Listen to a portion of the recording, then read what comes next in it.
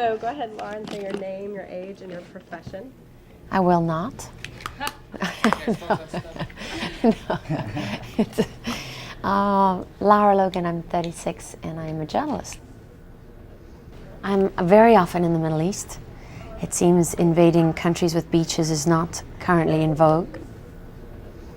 I think one of the hardest moments in my career was being on the border between Iraq and Jordan, on the Iraqi side of the border during the invasion. And I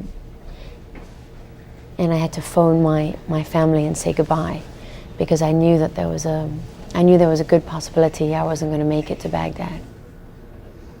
I was scared that it would be the last time I ever spoke to the people I love. What would you say is your greatest achievement? Managing to keep long hair and still wear makeup in a war zone and show all the people who thought that must mean you're stupid, that you're not. I would say my single greatest achievement is being able to say screw you to all the people who said that a woman like me couldn't make it in this business. What are 3 items you couldn't live without? 3 items I couldn't live without? Oh, that's easy. Moisturizer, mascara, and food, I would say.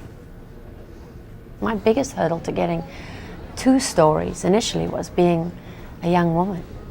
And that was the hardest thing possible, was overcoming the misogyny that governs this business and the bullying, that subtle bullying that goes on that men do, and having your opinion never count as much as a man's opinion counts because you're young and female and what do you know?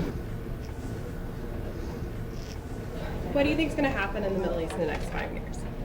It's all going to hell, no. What do I think is going to happen in the Middle East in the next 5 years? Well, it's not just the Middle East that we should be looking at. I mean, Iraq clearly is an issue. Iran is perhaps an even bigger issue.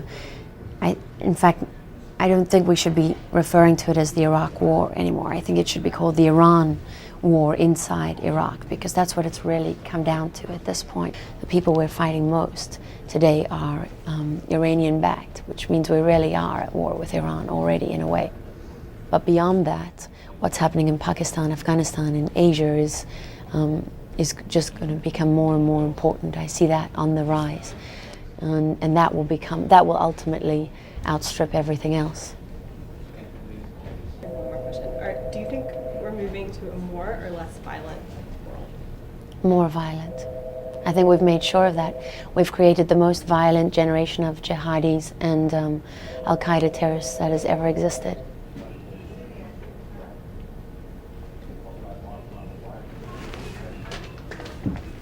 Thank you. On that happy note. Are you done? You want to take a minute to think? Are you happy?